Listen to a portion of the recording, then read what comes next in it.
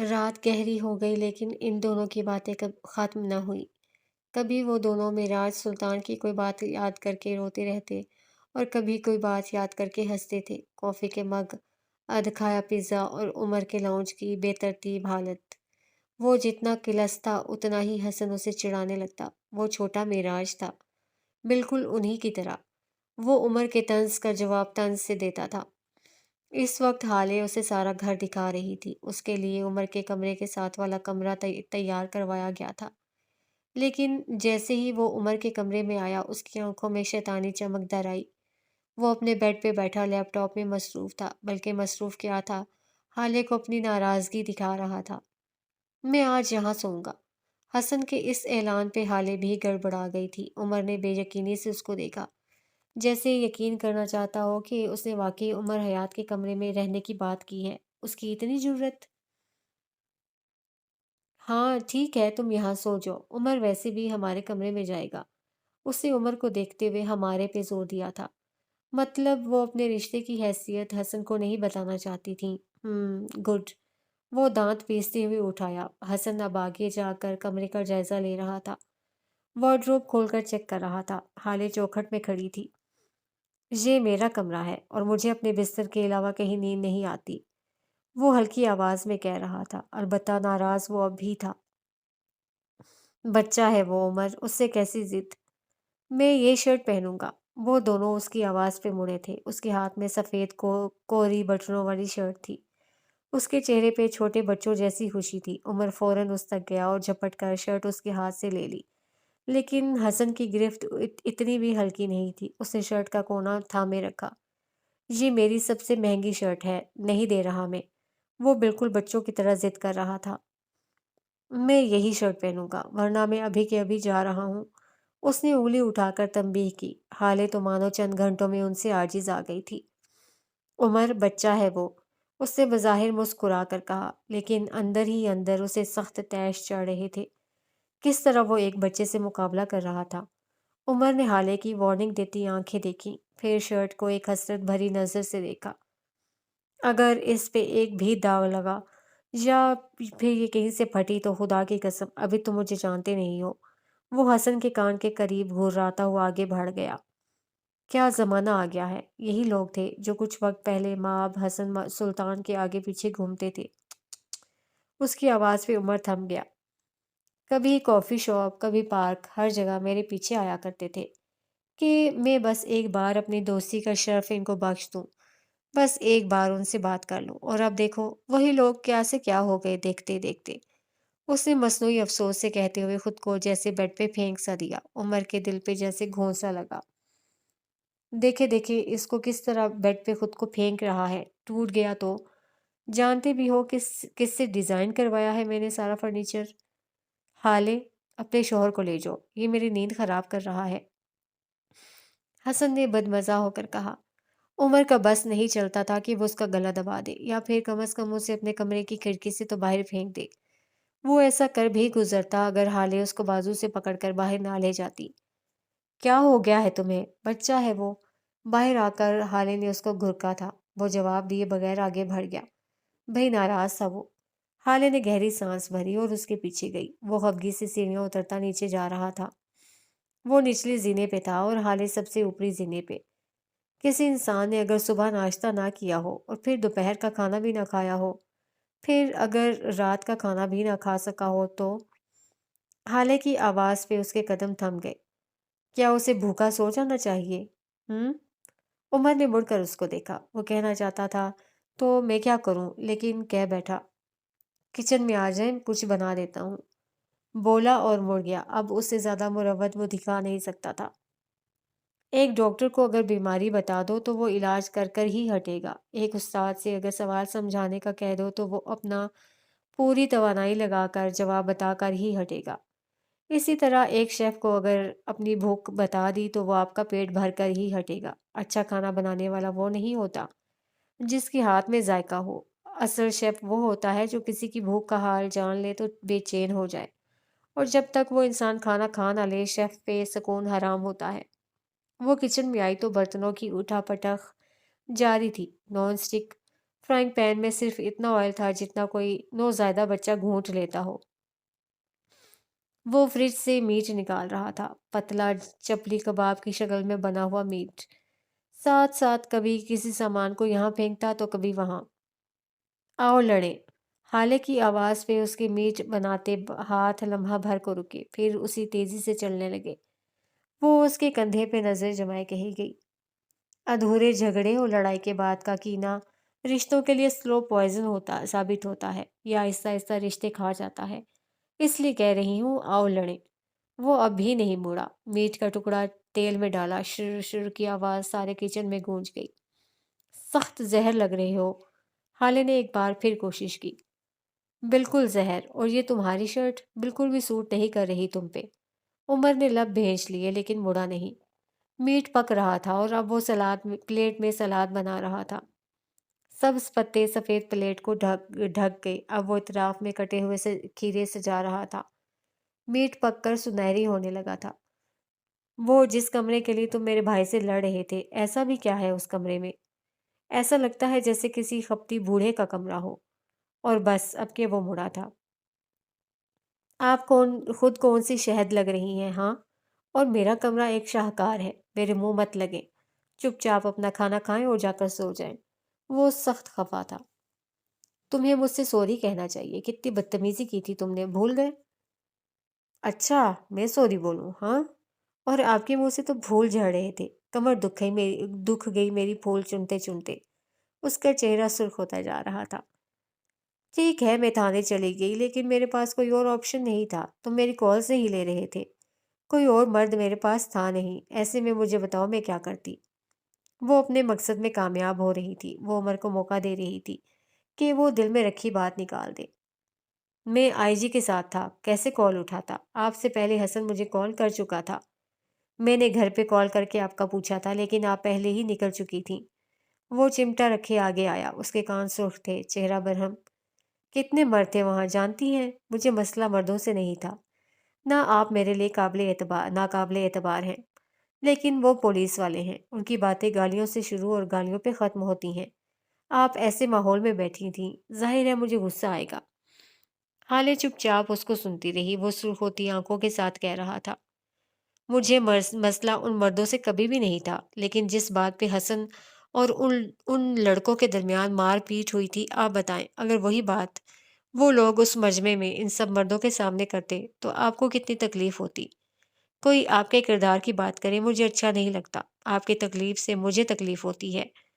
وہ آخر میں ایسی بے بسی سے بولا کہ ٹھٹک گئی۔ کیوں؟ تمہیں میری تکلیف سے تکلیف کیوں ہوتی ہے؟ عمر چند لمحہ اس کو دیکھتا رہا، پھر مڑ گیا۔ اب وہ دوبارہ فرائنگ پین کے سامنے کھڑا میٹ الٹ پلٹ رہا تھا۔ کیونکہ آپ نے میری جان بچائی تھی، وہ ہلکی آواز میں بولا، لیکن دور کہیں شاید وہ دونوں جانتے تھے وجہ یہ نہیں تھی۔ اب کہ وہ نارمل تھا، وہ اپنی بات کہہ چکا تھا، دل کا بوجھ ہلکا ہو گیا تھا۔ حالے اب میز کے گرد رکھی کرسی پہ بیٹھ گئی تھی۔ عمر نے پلیٹ میں فرائیڈ بیف کے تینوں ٹکڑے رکھے، اطراف میں سجے سلاد کے سبز پتے اور کھیرے رکھے۔ اس نے پلیٹ میز پہ رکھی، ایپرن اتار کر دوبارہ جگہ پہ رکھا۔ بیٹھو یہاں، حالے نے نرمی سے کہا۔ اس نے اچنبے سے اس کو دیکھا۔ کھاؤ، تم نے صبح سے کچھ نہیں کھایا۔ وہ متعجب سا اس کو دیکھتے ہوئے بیٹھ گیا۔ حالے نے پلیٹ اس کے آگے سرکائی، کانٹا اور چمچ اس کی پلیٹ میں رکھا۔ صبح میں تمہاری انٹرمیڈیٹ فاسٹنگ، دوپہر سے شام تک آئی جی کا انتظار، اور پھر شام سے لے کر اب تک تم مسائل میں الجھے ہو۔ کھانا کب کھایا ہوگا؟ عمر مسکرایا۔ حالے اٹھ کر فریج تک گئی، پانی کی بوتل نکال کر واپس میز تک آئی۔ وہ اس کو دیکھتا رہا، مسکراتے ہوئے متعجب سا۔ نہ کریں، میں رونے لگ جاؤں گا، اتنی فکر راز نہیں آ رہی نا، اسی لیے کرتی بھی نہیں۔ اور پھر دونوں ایک ساتھ ہنس دیے۔ دونوں کی سیاہ آنکھوں میں چمک تھی، وہ آنکھیں ایک جیسی لگتی تھیں، بالکل قریبی۔ وہ سر جھکائے کھانا کھانے لگا۔ حالے اٹھ کر جانے لگی۔ کھانے کے بعد تھوڑی کافی مل سکتی ہے؟ وہ جاتے جاتے ٹھہر گئی۔ یقیناً اسے کافی کی طلب نہیں تھی، وہ بس اس کے ساتھ وقت گزارنا چاہتا تھا۔ نہ جانے کیوں اسے یہ مکان حالے کی موجودگی کے بعد گھر لگنے لگا تھا۔ पुरतायुश कमरे की सारी बत्तियां बुझी हुई थीं। नीम अंधेरे में अगर सहज सहज कर कदम रखते फरवा सुल्तान के बेड की तरफ आओ तो वो करवट के बल सो रही थी। उसने आंखें मेच रखी थीं, अपने ऊपर पड़े लिहाफ का कोना सख्ती से जकड़ रखा था। यकदम वो एक झटके से बेदार हुई। उसका तनफ्फुस बुरी तरह फूला हुआ था। माथे पे एसी की खुनकी के बावजूद पसीना था। वो अपने दिल के मकाम पे हाथ रखे लंबे लंबे सांस ले रही थी। मेकअप से पाक उसका चेहरा काफी बूढ़ा मालूम होता था। उसने गर्दन तिरछी करके एक नज़र अपने दाईं तरफ सोते शम्स को देखा, फिर अपने नाइट गाउन की डोरी बांधती बेड से नीचे उतर आई। ठंडे फर्श पे पैर रखे तो एक यख सा तासुर रीढ़ की हड्डी तक गया। उसका चेहरा घबराया हुआ परेशान था। वो वापस नहीं आ सकता। मैंने उस औरत को वापस भेज दिया था। वो वापस वापस कैसे आ सकता है? उसके लब बगैर आवाज के फड़फड़ाए। तुम दुआ करो फरवा कि वो वाकई मर गया हो, क्योंकि अगर वो जिंदा रहा तो तुम्हें जिंदा नहीं छोड़ेगा। पस मंजर में दूर कहीं नगीन की आवाज गूंज रही थी, और दूर कहीं ये सच भी लग रहा था।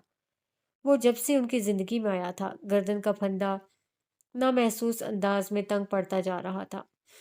वो बालकनी का दरवाजा खोलकर रेलिंग के पास चली आई। मनाजिर बदले। नगीन अस्पताल के बेड पे बैठी थी।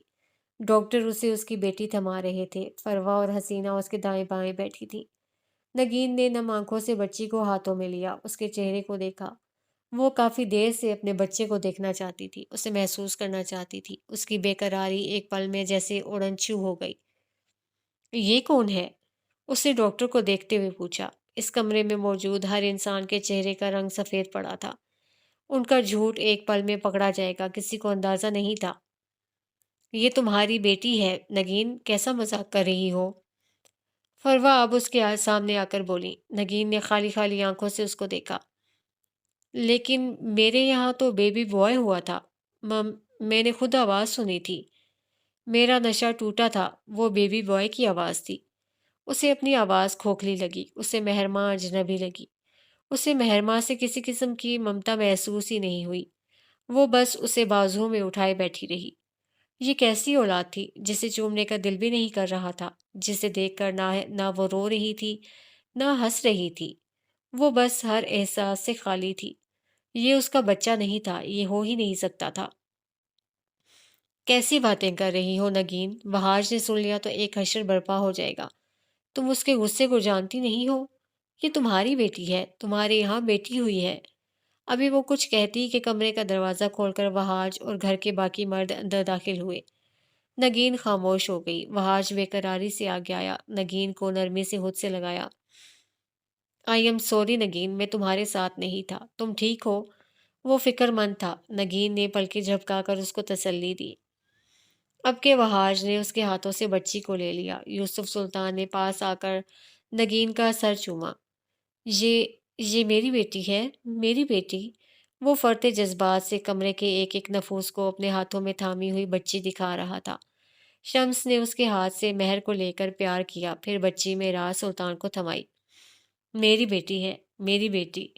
वो हर एक के सामने बस यही दोहरा रहा था। उस आदमी की खुशी के लिए नगीन सारी दुनिया त्याग सकती थी। बेबी बॉय का ख्याल दिल से जाता रहा। अस्पताल से वापसी के बाद यूसुफ सुल्तान नगीन को सुल्तान मंजिल ले आए थे। ऊपरी मंजिल नगीन के लिए मुख्तस कर दी गई। गो के वहाज की गैरत को यह गवारा नहीं था कि वो अपने ससुराल में रहे। लेकिन 40 दिनों तक नगीन की देखभाल और बच्ची के लिए उन्होंने ये बात कबूल कर ही ली।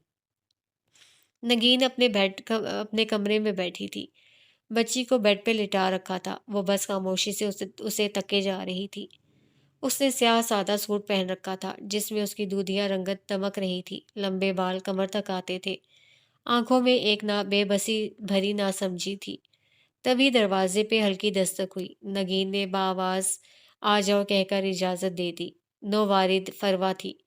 भूरी आंखों में ढेर सारी नरमी लिए वो अंदर चली आई। आजकल उसका और नगीन का सामना होता रहता था। वो आती, कई घंटे महर को गोद में लेकर बैठी रहती। तुमसे एक बात पूछूं? काफी देर बाद नगीन ने महर को गोद में लिए बैठी फरवा से पूछा। फरवा ने महर को देखते हुए इस बात में सर हिला दिया। वो नगीन को नहीं देखती थी। भाई की लाश एक बार फिर याद आने लगती थी। जब तुमने सफीर को पहली बार गोद में लिया था तो तुम्हें कैसा महसूस हुआ था? آنر، اس نے یک لفظی جواب دیا، پھر کہنا جاری رکھا، مجھے لگا تھا مجھے نوازا گیا ہے، اولاد انعام ہی تو ہوتی ہے۔ سفیر کے پہلے مجھے لگتا تھا جیسے کچھ ہے جو نامکمل ہے، لیکن اس کو گود میں لیتے ہی جیسے سب کچھ مکمل ہو گیا، سب شانت ہو گیا۔ وہ آنکھوں میں الوہی سی چمک لیے بتا رہی تھی۔ نگین کے چہرے پہ سایہ سا لہرایا، اسے آج تک مہر ماں کے لیے یہ سب محسوس نہیں ہوا تھا، آج تک اس نے کبھی اسے پیار نہیں کیا تھا۔ وہ بس اس کے پاس رہتی جیسے چند گھنٹوں کے لیے کسی اور کا بچہ سنبھال رہی ہو۔ وہ اپنی اس کیفیت سے سخت پریشان تھی۔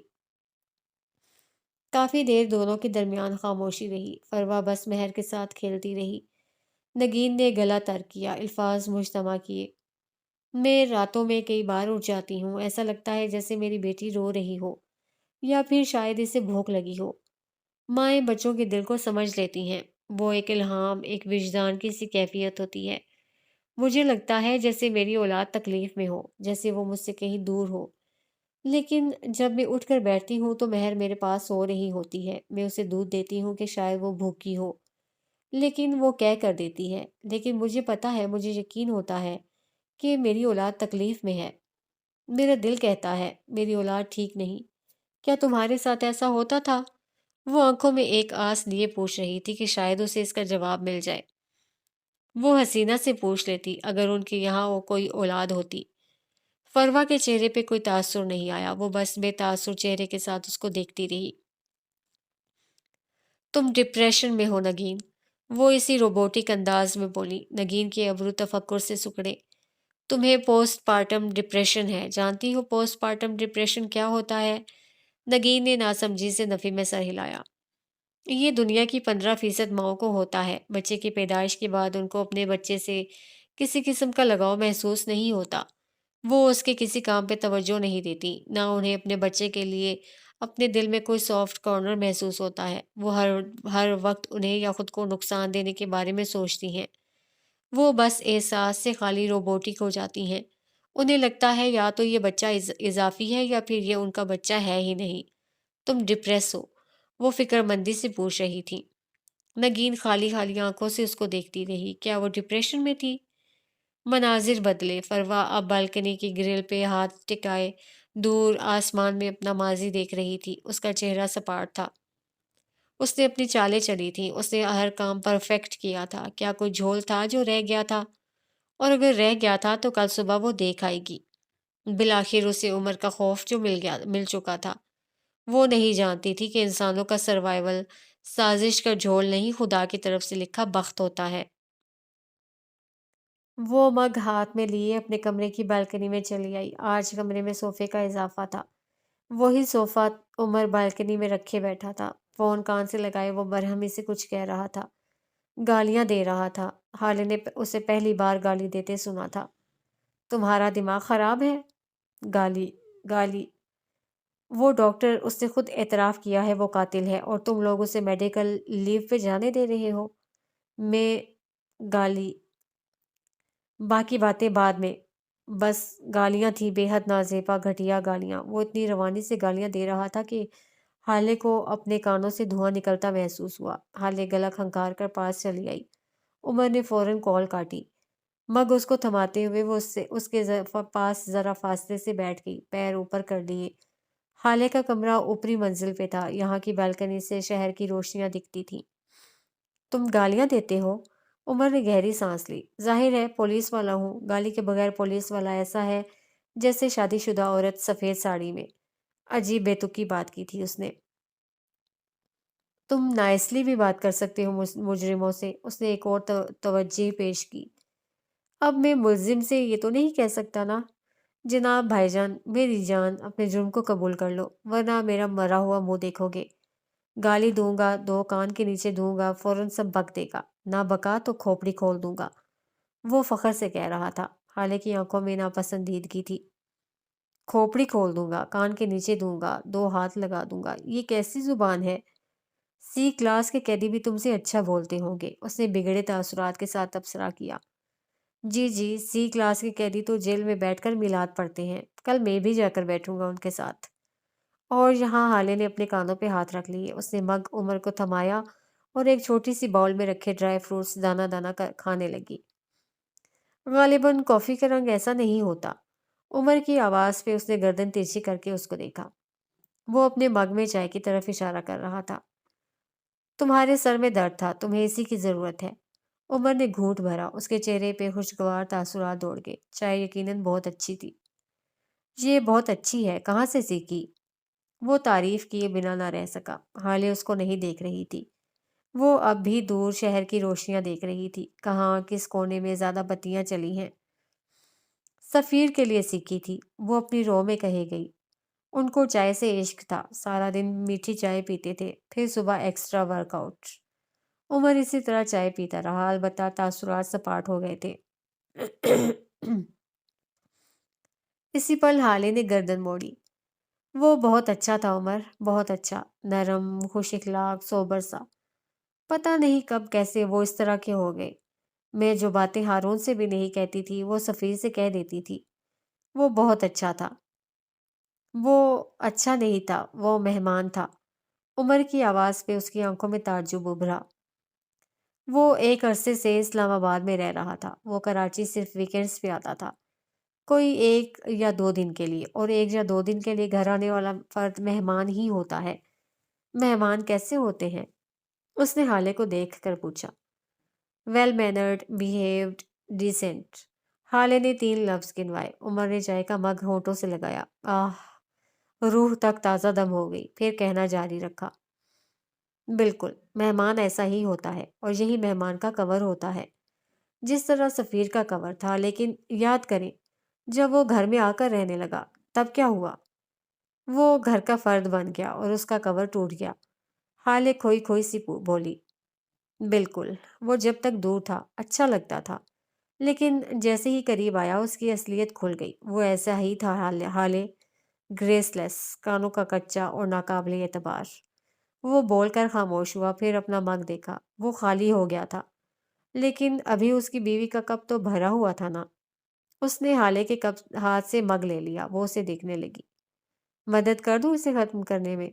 वो बोलकर उसकी चाय भी होंठों से लगा गया। पहले वो बिला इजाजत लोगों के घरों और वर्क प्लेसेस में घुस जाता था, और अब वो बगैर इजाजत अपनी बीवी की चाय कॉफी पी जाता था। आखिर इस इंसान का क्या किया जाए? ये सब कुछ शम्स ने किया है, मैं जानती हूँ। हसन को थाने भेजना उसकी चाल थी। वो हल्की आवाज में कह रही थी। वो कभी बाबा के बराबर नहीं आ सका। अब वो हसन को झुकाकर खुद ऊपर जाना चाहता है। Guilty pleasure, you know. मैं कल सुबह ये मसला भी फिक्स कर लूंगा। शम्स को रोकना जरूरी है। कैसे? उसने गर्दन तिरछी करके उमर को देखा। वो चंद लम्हा उसको देखता रहा। शम्स ने जज साहिब का कत्ल नहीं किया। वो पुरसकून सा बोला। उस वीडियो में जो कुछ हुआ वो सच था, लेकिन वो हार्ट अटैक नहीं था। जज साहिब की मौत दम घुटने की वजह से हुई थी। मैंने आपसे झूठ बोला था। जानती हूँ।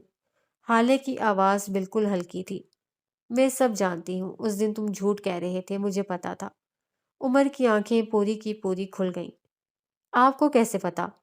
हाले ने गहरी सांस ली। 2 लोग होते हैं उमर, जो झूठ नहीं बोलते। पहला, मरने वाला इंसान। दूसरा, खौफजदा। डॉक्टर खौफजदा था। वो झूठ नहीं बोल सकता था। मैं जानती हूँ। जिसे हम अपनी कहानी का विलन समझ रहे होते हैं, वो असल में बस एक प्यादा होता है। उमर ने गहरी सांस ली और कानों को हाथ लगाया। आप बस मासूम लगती हैं, वैसे तो आप भी कम नहीं हैं। मुझे लगा था सच जानकर आप एक बार फिर मुझसे नाराज हो जाएंगी। अब कि उसने हाले की गोद से ड्राई फ्रूट की बाउल उचक ली। आप नंबर से क्यों खौफजदा हैं? उसके अचानक सवाल पे हाले रुक गई। बहुत कुछ था जो याद आया था। बहुत कुछ था जिसने तकलीफ दी थी। तुम्हें तो सब पता होता है, नहीं? मैं आपसे सुनना चाहता हूँ। कुछ पल के लिए इन दोनों के दरमियान खामोशी छा गई। काफी देर बाद वो बोली तो आवाज हल्की थी, बेहद हल्की। मुझे नंबर्स बहुत पसंद थे। उसकी आवाज कहीं बहुत दूर से आ रही थी। कभी कोई दौर था जब मुझे नंबर्स से इश्क था। मैं हर सब्जेक्ट में पास हो जाती थी, लेकिन मैथ्स में मेरा A+ आता था। वो रुकी। हलक में बहुत सी गिरें बंधने लगी। लेकिन फिर हारून की वजह से हम दोनों को एक नए स्कूल में दाखिल होना पड़ा। ہارون کے بلیزز عمر نے سر ہلایا۔ وہ مکمل یکسوئی سے سن رہا تھا۔ وہاں کی میتھ ٹیچر بہت سخت تھیں، بہت زیادہ، لیکن مجھے کبھی ان کی سختی بری نہیں لگی۔ مجھے ان کا کسی ایک بچے کو فیورٹ کرنا برا لگا۔ ٹیچرز کا فیورٹزم کس طرح بچوں کا دل مار دیتا ہے کوئی سمجھ نہیں سکتا۔ ان کا فیورٹ یاسین تھا، محمد یاسین، لیکن وہ ہمیشہ ہر ٹیسٹ میں مجھ سے ایک نمبر پیچھے رہتا تھا۔ ٹیچر نے اس پہ ایکسٹرا توجہ دینا شروع کی، لیکن کچھ بھی بدل نہیں سکا۔ وہ سانس لینے کو رکی، پھر عمر کو دیکھا، وہ سن رہا تھا۔ ایک دن ٹیسٹ میں یاسین کے مارکس مجھ سے زیادہ آئے، میں شاکڈ تھی، یا پھر شاید مجھے ہمیشہ اس ٹیچر کی نگاہوں میں رہنے کا شوق تھا۔ میں ان کی فیورٹ بننا چاہتی تھی۔ ہر کوشش، ہر محنت سب کر کے دیکھ لیا، لیکن وہ کبھی مجھ سے خوش ہوتی ہی نہیں تھی۔ وہ بچوں سے مقابلہ کرتی تھی۔ بچوں سے مقابلہ کرنے والے ٹیچرز بہت برے ٹیچرز ہوتے ہیں۔ خیر، اس دن میں یاسین اور اپنا ٹیسٹ پیپر لے کر ٹیچر کے پاس گئی اور ان کو دکھایا کہ میرا سوال ٹھیک تھا اور یاسین کا غلط۔ وہ بھڑک گئیں، ان کو غصہ آ گیا، ان کو لگا میں ان پہ الزام لگا رہی ہوں، بے عزتی کر رہی ہوں۔ ٹیچرز کو بچوں کے بے عزتی کرنے اور سوال کرنے کا فرق سمجھنا چاہیے۔ وہ خود کو اگلے کل سمجھنے کے بجائے بچوں کو کم عقل سمجھنا چاہیے۔ میں بچی تھی، شاید میرا طریقہ غلط ہو، لیکن میں حق پہ تھی۔ میرا جواب درست تھا، پھر میرے نمبرز کیوں کٹے؟ وہ رک گئی، جیسے اب مزید بولنا تکلیف دے رہا ہو، جیسے اب مزید کچھ اور وہ سوچنا یا بولنا نہ چاہتی ہو۔ ٹیچر نے غصے میں سزا کے طور پہ میری بریک بند کر دی۔ وہ چلی گئی، سارے بچے چلے گئے۔ میں اکیلی کلاس میں بیٹھی رہی، اور پھر کسی نے کلاس کا دروازہ بند کر دیا۔ یکدم اس کے چہرے کے تاثرات میں خوف شامل ہوا۔ ہاتھ کی مٹھی اضطرابی حالت میں بند کر لی۔ میں بہت روئی، چیخی، چلائی، لیکن کسی نے دروازہ نہیں کھولا۔ کلاس روم کی لائٹس باہر سے آن ہوتی تھیں، وہ بھی بند ہو گئیں۔ کوئی باہر کھڑا تھا جس کو میری چیخیں سنائی دے رہی تھیں، لیکن کوئی میرے لیے نہیں آیا۔ اس واقعے کے بعد میں بہت ڈر گئی تھی۔ مجھے اپنے ارد گرد بس گھٹن ہوتی تھی۔ میں بند کمرے میں نہیں رہ سکتی تھی۔ ذرا سی تنگ جگہ میرے لیے عذاب بن جاتی تھی۔ یہ سب کچھ آہستہ آہستہ ٹراما بنتا گیا اور میں ذہنی مریض بن گئی۔ اس کی آنکھ سے ایک آنسو بہہ نکلا، تکلیف حد سے سوا ہونے لگی۔ بابا نے میرے سیشنز کروائے، ٹریٹمنٹ ہوا اور پھر میں ٹھیک ہو گئی۔ کیا آپ واقعی ٹھیک ہو گئی تھیں؟ عمر ترکی بترکی بولا تو حالے رک سی گئی۔ وہ چند پل اس کی آنکھوں میں دیکھتی رہی۔ کیا وہ اس شخص پہ اعتبار کر سکتی تھی؟ کیا یہ شخص ایسا تھا جس کو اپنا راز تھمایا جائے؟ اور پھر اس نے عمر کی آنکھوں میں دیکھتے ہوئے نفی میں سر ہلا دیا۔ آنکھوں کا گلابی پن بڑھ گیا۔ میں ٹھیک نہیں ہوئی تھی عمر، اس کے لہجے میں کرب سا تھا۔ میں نے کسی طرح بیماری کو ڈرا دیا اور وہ ڈر کر ایک کونے میں بیٹھ گئی۔ وہ ختم نہیں ہوئی۔ مجھے نہیں پتا تھا کہ بیماریاں علاج سے ٹھیک ہوتی ہیں، دھمکیوں سے نہیں۔ اس کے حلق میں پھندا سا اٹکا تھا۔ آپ نے ایسا کیوں کیا؟ وہ نرمی سے پوچھ رہا تھا۔ اس کی ایک ہی عادت اچھی تھی، وہ جج نہیں کرتا تھا۔ وہ بس بات اگلوا لیتا تھا اور پھر حل ڈھونڈ لیتا تھا۔ حالے نے بے بسی سے کندھے اچکائے۔ میں بلی ہونے سے ڈرتی تھی۔ اسکول میں سب کو پتہ چل گیا تھا کہ میں سائیکیٹرسٹ کے پاس جاتی ہوں۔ سب مجھے عجیب نظروں سے دیکھتے تھے، جیسے کبھی ہارون کو دیکھا کرتے تھے۔ میں ہارون کو روتے ہوئے دیکھتی تھی۔ وہ جب بلی ہوتا تھا، تنگ کیا جاتا تھا، تب وہ بہت کمزور، بہت ہاریبل ہو جاتا تھا۔ میں اس کی گارجین تھی۔ میں حالے تھی۔ میں ہارون نہیں بننا چاہتی تھی۔ میں بلی نہیں ہونا چاہتی تھی۔ اس نے زور زور سے نفی میں سر ہلایا۔ کوئی نہیں سمجھ سکتا اسکول میں بلی ہونا کس طرح آپ کی شخصیت بگاڑ دیتا ہے۔ وہ کس طرح ساری عمر کا آسیب بن جاتا ہے، کوئی نہیں سمجھ سکتا۔ لوگوں کو لگتا ہے بچے اپنا بچپن بھول جاتے ہیں، لیکن بچپن کوئی نہیں بھولتا، وہ یاد رہتا ہے۔ کبھی یادگار ماضی کی طرح تو کبھی بری تکلیف دہ یادوں کی طرح۔ میں اپنی یادوں میں برا بچپن نہیں ڈال سکتی تھی۔ پھر آپ نے کیا کیا؟ وہ مسلسل اس کی طرف متوجہ تھا۔ خالے نے گردن کڑا لی۔ میں کھوکھلی بہادر بن گئی۔ میں نے اپنا خوف اندر دبا دیا اور گردن سیدھی کر لی۔ میرے سیشنز ہوتے رہے اور میں وہی کرتی رہی جو ڈاکٹر چاہتا تھا۔ میں بہت اچھی اداکار تھی۔ دو آنسو، جھوٹے ڈرامے اور سنجیدہ اداکاری میرے لیے کبھی مشکل نہیں رہی۔ میں نے اداکاری کی کہ میری بیماری ختم ہو گئی ہے۔ ورچوئل تھراپیز اور کئی سیشنز کے بعد بالآخر میں ایک دبی ہوئی بیماری کے ساتھ آزاد تھی۔ میں بلی ہونے سے بچ گئی۔ میں ہارون کی گارجین رہی۔ میں اسکول کی باسی بچی رہی۔ میں روئی نہیں، جھکی نہیں۔ کمزور نہیں پڑی، زندگی اچھی چلی، کبھی دوبارہ ایسا تجربہ نہیں ہوا۔ لیکن پھر ایک دن مجھے تمہاری گاڑی میں بند کر دیا گیا۔ اس کی آنکھیں زخمی ہو گئیں، لہجہ روندھ گیا، کرب سا کرب تھا جو ہر جانب پھیل گیا۔ مجھے پتا ہی نہیں چلا کہ میں اندر سے دروازہ کھول سکتی ہوں۔ مجھے ویسی ہی گھٹن، ویسی ہی گھبراہٹ محسوس ہوئی۔ دبی ہوئی بیماری قبر کھول کر واپس نکل آئی۔ میں وہاں سے نکل سکتی تھی لیکن میں نہیں نکل پائی۔ میں اندر سے وہی ڈری سہمی بچی تھی جو میں بہادر کبھی بھی نہیں تھی۔ میں کھوکھلی بہادر تھی اور پھر میرا سارا وجود کھوکھلا ہو کر ڈھہ گیا۔ اس دن وہ بیماری ایک آسیب کی طرح پھر سے چمٹ گئی۔ میں اب بھی کھوکھلی بہادر ہوں۔ بیماری اب بھی اندر ہے، دور کہیں پڑی سسک رہی ہے، علاج مانگ رہی ہے، لیکن وہ لمحہ بھر کو رکی۔ میں اسے پھر دبا دوں گی۔ اس نے عمر کی آنکھوں میں دیکھا، پھر اپنی کلائی پہ خراشوں کے مٹے مٹے نشان دیکھے۔ اس کی آنکھوں میں معذرتی تاثر ابھرا۔ اس دن کے لیے ایک بار پھر سوری، مجھے معاف کر دینا، میں نے تمہیں ہرٹ کیا۔ وہ بولتے ہوئے اٹھ کھڑی ہوئی، بالکنی کا دروازہ پار کیا اور کمرے میں چلی آئی۔ اس کے پیچھے عمر حیات ایک بار پھر اس دن کو اپنی یاد کا حصہ بنانے لگا۔ تکلیف ایک بار پھر حد سے سوا ہونے لگی۔ بالکنی کے صوفے پہ دراز عمر حیات کسی اور دن کے بارے میں سوچ رہا تھا۔ وہ خود کو اس دن کے لیے معاف نہیں کر سکتا تھا، لیکن کیا وہ خود کو معاف کرنا چاہتا تھا؟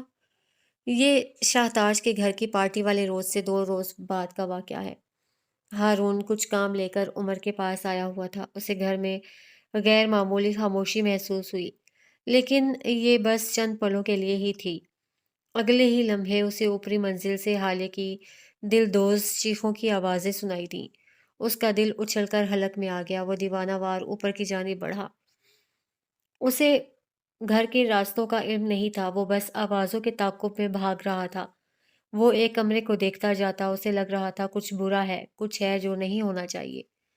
حالے تکلیف میں تھی اور ہارون کو اسے تکلیف میں دیکھنا مشکل تھا۔ وہ اوپری منزل کی طرف آیا، آوازیں واضح ہوئیں۔ سامنے، بالکل سامنے حالے کا کمرہ تھا جہاں سے آوازیں آ رہی تھیں۔ وہ دروازہ بجا رہی تھی، چیخ رہی تھی۔ ہارون کا دل رک رک کر چلنے لگا۔ وجہ وہ چیخیں نہیں تھیں، وجہ وہ منظر تھا، وجہ عمر حیات تھا۔ وہ حالے کے کمرے کے دروازے سے ٹیک لگائے بیٹھا تھا، کمرے کی چابی اس کے ہاتھ میں تھی۔ یکدم ہارون جیسے ہوش میں آیا۔ عمر اسے دیکھ چکا تھا۔ وہ ہارون کے اپنے نزدیک پہنچنے سے پہلے اٹھا اور برق رفتاری سے اس کے قریب پہنچ کر اس کی گردن دبوچ کر دیوار سے لگا دی۔ اس کی آنکھوں میں سختی تھی اور چہرہ غیر انسانی سا تھا۔ اگر تم نے کوئی آواز نکالی تو خدا کی قسم میں تمہاری لاش کتوں کو کھلاؤں گا۔ وہ اس کے کان کے پاس دبا دبا گررا رہا تھا۔ ہارون نے اپنا پورا زور لگا کر اسے دھکا دیا۔ وہ بغیر لڑکھڑائے پیچھے کو ہوا۔ ہارون شاہد کو اپنی جان حالے سے زیادہ عزیز نہیں ہے۔ اگر تم نے اسے تکلیف دی تو خدا کی قسم تمہاری لاش کتوں کو بھی نصیب نہیں ہوگی۔ وہ اسی کے لہجے میں بولا۔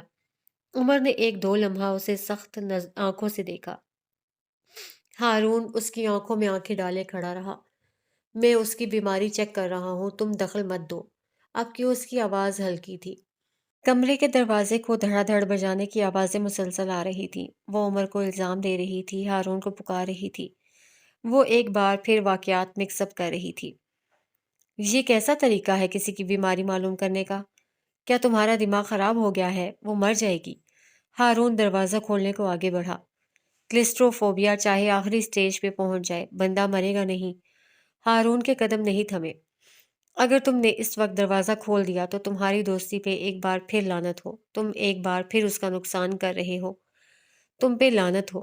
اب کہ اس کے قدم تھمے، آنکھیں زخم ہوئی، دل کو جیسے کسی نے آرے سے چیر دیا ہو۔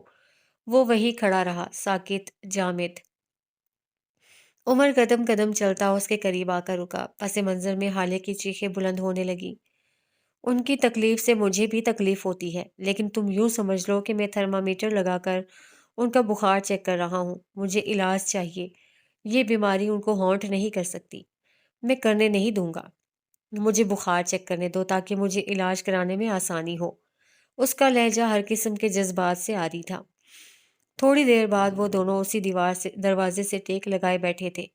ہارون بار بار اضطرابی کیفیت میں اپنے ہاتھ کی مٹھی کھول بند کر رہا تھا۔ عمر آنکھیں موندے دروازے سے ٹیک لگائے سکون سے بیٹھا تھا۔ ہر آہ ہر بقا کے ساتھ اس کا دل ڈوب کر ابھرتا تھا۔ یکدم ساری آوازیں بند ہو گئیں، خاموشی ہی خاموشی چھا گئی۔ شاید وہ تھک چکی تھی یا شاید گلا بیٹھ گیا تھا۔ عمر خاموشی سے اٹھا۔ لمحے کے ہزارویں حصے میں اس کے تاثرات بدل گئے۔ اب وہ اداکار عمر تھا، ہارون اس کے ساتھ اٹھا تھا۔ وہ پریشان تھا، گلٹی تھا اور اداکار نہیں تھا۔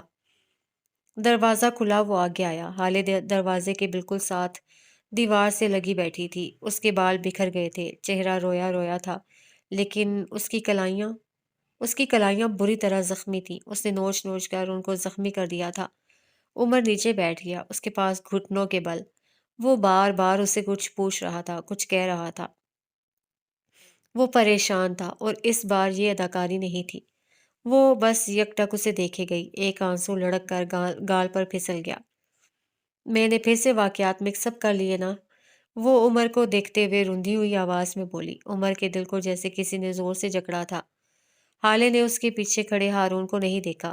سیاہ آنکھوں والا مرد اس کے آگے گھٹنوں کے بل بیٹھا تھا، اور ہارون جانتا تھا جب جب یہ آدمی آ جاتا ہے حالے اس کو نہیں دیکھتی۔ ادھوری محبت ایک بار پھر سوئے سوئے ڈنک مارنے لگی۔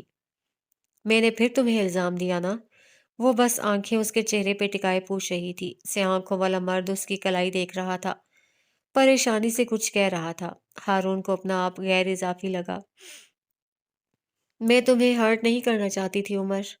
میں نے یہ سب جان بوجھ کر نہیں کیا۔ میں پتہ نہیں کیوں کیسے میں بس واقعات مکس اپ کر لیتی ہوں۔ I am sorry Umar, I am sorry. وہ اب رو پڑی تھی، گلٹ سے، دکھ سے، یا شاید بے بسی سے۔ وہ عمر پہ الزام لگانے کے لیے معافی مانگ رہی تھی، اور وہ معاف کر رہا تھا۔ ان دونوں کے درمیان سب ٹھیک ہو جاتا، کبھی کسی نہ کسی دور میں، لیکن کچھ تھا جو ٹوٹا ہوا رہتا ہمیشہ۔ وہ ہارون کا دل تھا۔ وہ پلٹ گیا، خاموشی سے، وقار سے۔ اسے اس طرح پلٹنے کی عادت تھی۔ وہ اپنی خوشی کو حالے کی خوشی پر ترجیح دیتا، منظر سے غائب ہو گیا۔ پیچھے ان دونوں کی سیاہ آنکھیں ایک دوسرے پہ جمی تھیں۔ ایک میں الزام دینے کا گلٹ تھا، اور دوسری میں چاہتے ہوئے بھی الزام قبول نہ کر پانے کا گلٹ تھا۔ لیکن ان دونوں کے درمیان سب ٹھیک ہو جاتا، کبھی نہ کبھی، کسی نہ کسی دور میں۔ نیو یارک کی شامیں اکثر نوجوانوں کے لیے رنگین ہوا کرتی ہیں، صاف ستھری روشنیوں سے جگمگ کرتی۔ سڑک پہ اس وقت یاقوت مرزا کی گاڑی بڑے کروفر سے اپنے ٹائر رکھتی جا رہی تھی۔ سیاہ فام امریکی ڈرائیور گاڑی ڈرائیو کر رہا تھا۔ یاقوت پچھلی سیٹ پہ بیٹھا تھا۔ اس کے ساتھ ایک لڑکی بھی تھی، لیکن کچھ وقت پہلے تک، کچھ منٹ قبل ہی وہ اس لڑکی کو اس کے فلیٹ کے باہر چھوڑ کر آیا تھا۔ وہ آج پھر سے ایک بھرپور شام گزار کر واپس آ رہا تھا۔ نیلی سلک شرٹ کے نیچے سفید اور نیلی دھاری دھار پینٹ، سلیقے سے جمے بال محصور کن خوشبوؤں میں رچا بسا۔ وہ اپنی تیاری سے یہ ثبوت دے رہا تھا کہ حسن مجھ پر تمام ہوا۔ چند دنوں سے وہ جس ہوم سکنس کا شکار تھا وہ ختم ہو چکی تھی، اور اب وہ اور اس کی عیاشیاں جوبن پہ تھی۔ اس کی گاڑی ایک 5 اسٹار ہوٹل کے سامنے آ کر رکی۔ وہ ایک شان سے باہر آیا۔ لابی کے باہر بعد راہداریاں عبور کرتا وہ بالآخر ایک کمرے کے دروازے کے باہر آ کر رکا۔ کی کار سے دروازہ کھولا، اندر آیا، لیکن اگلے پل ہی ناک پہ لگنے والے ایک مکے کی وجہ سے لڑکھڑا کر گرا۔ ابھی وہ سیدھا ہوتا کہ اس کو اپنے پیٹ پہ زوردار لات پڑی۔ وہ درد سے دوہرا ہونے لگا۔ اس نے بمشکل اٹھنے کی کوشش کی، اپنا چہرہ اٹھا کر اس آدمی کو دیکھنے کی کوشش کی جو بغیر آواز کیے بس اسے مکے مارے جا رہا تھا۔ لیکن جو ہی وہ ذرا سا اوپر کو ہوا، اس کے چہرے پہ بھاری بوٹ کی زوردار ضرب لگی۔ یاقوت کو لگا وہ کبھی دیکھ نہیں پائے گا۔ اس کی بصارت دھندلی ہونے لگی۔ مقابل بس اسے مارے گیا، کبھی وہ اس کے سینے پہ لات مارتا تو کبھی اس کے چہرے پہ اپنا بوٹ۔ یاقوت کرا رہا تھا، گالیاں دے رہا تھا، لیکن جو ہی وہ چہرہ اٹھا کر اسے دیکھنے لگتا وہ پھر سے ایک ایسا کاری وار کرتا کہ یاقوت کی روح تک بلبلا جاتی۔ کہا تھا نا میری بہن سے دور رہو۔ یہ آواز، یاقوت اس آواز کو لاکھوں پہ پہچانتا تھا۔ اس کا سانس رک گیا، اسے لگا وہ کبھی سانس نہیں لے سکے گا۔ نو مرزا نے اسے آ لیا تھا۔ وہ بس ساکت اس ٹھنڈے فرش پہ پڑا رہا۔ ساری حسیات ختم ہو گئی، ہر درد مٹ گیا، موت کا خوف غالب آ گیا۔ میں نے تم سے کہا تھا یاقوت، میری بہن سے دور رہو، وہ سرد آواز میں کہتے اس کے قریب پنجوں کے بل بیٹھا۔ جینز کے اوپر سیاہ ہوڈ، سر پہ گرائے، چہرے پہ ماسک، اور اس کے ہاتھوں میں دستانے تھے۔ याकूत के नाक से खून बह रहा था, माथे पे जामनी निशान बन गया था, जिस्म का जोर जोर दुख रहा था। उसकी आंखें खौफ के बायस पूरी की पूरी फैल गईं। डैड, डैड तुम्हें जान से मार देंगे। वो खुद को घसीटते हुए पीछे जा रहा था, आंखें खौफजदा, चेहरा जख्मी। नूह अब अपनी जेब से एक पतली रस्सी निकाल रहा था। याकूत का सांस हलक में अटका। ये ये ये क्या कर रहे हो? ये तुम्हारा पाकिस्तान नहीं है, तुम मुझे मार नहीं सकते। यहाँ की सिक्योरिटी, यहाँ का सिस्टम, ये पाकिस्तान नहीं है। वो अब दीवार से जा लगा। नूह सर्द बर्फ आंखें लिए उसकी जानिब बढ़ा, एक लात उसके सीने पे मारी। वो दर्द से दोहरा हुआ, अब के वो बर्क गिरफ्तारी से उसकी गर्दन में रस्सी डाल चुका था। इस होटल की सिक्योरिटी, इसका सिस्टम, ये सब नूह ने अपने हाथों से बनाया है। वो इसी तरह खड़े खड़े उसके कान के पास झुका। उसकी आवाज में कोई जहर था। याकूत का सारा जिस्म सब्ज पड़ता जा रहा था। क्या तुम भूल गए मैं तुम्हारे बाप का कुत्ता हूँ? मैंने खुद खड़े होकर इस होटल को अपनी आंखों के सामने बनवाया है। बल्कि तुम्हारे बाप का हर होटल मेरी आंखों के सामने बना है, मेरे अप्रूव हुए नक्शों पे बना है। उसने कहते हुए फंदा तंग किया। तुम मुझे सिक्योरिटी से डराओगे? वो सिक्योरिटी जिसके हाथ में हथियार कौन से होंगे, ये भी मैंने तय किया था। अब के उससे फंदा मजीद कसा। याकूत पूरी तरह खांसने लगा, खुद को छुड़वाने के लिए जदोजहद करने लगा। तुमने क्या कहा? ये पाकिस्तान नहीं है, यहाँ वैसा कमजोर कानून नहीं है। लेकिन मुझे बताओ, अगर इस मजबूत कानून को तुम्हारी लाश ही ना मिले तो? याकूत की आंखें बाहर को उबलने लगी, खौफ से उसकी आंखों से आंसू बहने लगे। मैं तुम्हारी लाश के टुकड़े टुकड़े करके इसी होटल के किचन ले जाऊंगा। उन लोगों को हॉट डॉग की जगह तुम्हारा गोश्त खाने को मिलेगा। इतना, बस इतना आसान है मेरे लिए एक कत्ल। उसकी आवाज़ सफाक थी, वहां कोई रहम नहीं था। नूह ने उसकी पेट पे एक घुटने से जरब मारी। याकूत की रूह तक को तकलीफ हुई। उसे लगा ये मौत है। वो मर रहा था और उसके पास अपने बचाव का सामान नहीं था। उसके पास कुछ नहीं था। फंदा हर हर लम्हा तंग होता जा रहा था, सांस उखड़ रहा था। मम मेरे मेरे पास उस इवेंट की तस्वीर है, वो घुटी घुटी आवाज़ में बोला। मेरे पास नरमीन तस्वीर है। वो बंद होती सांसों के साथ आखिरी कोशिश कर रहा था। नूह बगैर किसी तासुर के फंदा कसता गया। अगर तुमने मुझे मार दिया तो सारी तस्वीर, सब सब कुछ एक पोर्न साइट पे अपलोड हो जाएगा। फंदा सुस्त हो गया। याकूत बेदम होकर नीचे गिर गया। नूह बेयकीनी और अजियत से पीछे हटा। याकूत बुरी तरह खांस रहा था, फर्श पे पड़ा करा रहा था। उसकी हालत गैर होने लगी थी। नूह अपनी जैकेट से पिस्तौल निकालते हुए एक बार फिर उस पर झपटा। बताओ, किसके पास है वो तस्वीर? वो सुर्ख आंखों के साथ घूर आया। याकूत की हालत ऐसी नहीं थी कि वो कोई भी जवाब दे पाता, लेकिन मौत का खौफ सब करवा लेता है। कैस, नबील, साइम, सबके पास है। अगर तुमने मुझे मार दिया तो वो लोग उसे अपलोड कर देंगे। अगर उन्होंने नहीं किया तो कोई और कर देगा। तुम मुझे मारना अफोर्ड नहीं कर सकते। वो सीधा हो बैठा। नूह का गन ताने हुए हाथ कपकपाया। ये कैसा अजाब था, या खुदाया, ये कैसा अजाब था। उसकी आंख के एक कोने से आंसू बह निकला। पिस्तौल हाथ से छूटकर गिर पड़ी। उसने आगे बढ़कर एक और लात उसके चेहरे पे दे मारी। याकूत का सर ढलका और अगले ही लम्हे वो बेसुध होकर फर्श पे गिर गया। शायद वो बेहोश हो गया था। नूह अपने सर को दोनों हाथों में थामे आहिस्ता आहिस्ता फर्श पे बैठता चला गया। वो मुकम्मल हार हार चुका था। फिर वो तैश से उठा। उसका चेहरा सुर्ख भभूका हो रहा था। इतने सालों से दबाई नफरत अब लावे की तरह फटने लगी थी। वो उठा और याकूत के मुंह पे पूरी कुवत से अपना भारी बूट दे मारा। वो जो बेहोश था, अब के उसकी आंखें वाह होने लगी। तुम्हारे बाप ने मेरी माँ के साथ जो कुछ किया, मुझे सब पता था। मैं सब कुछ जानता था। वो हलक के बल चीखा।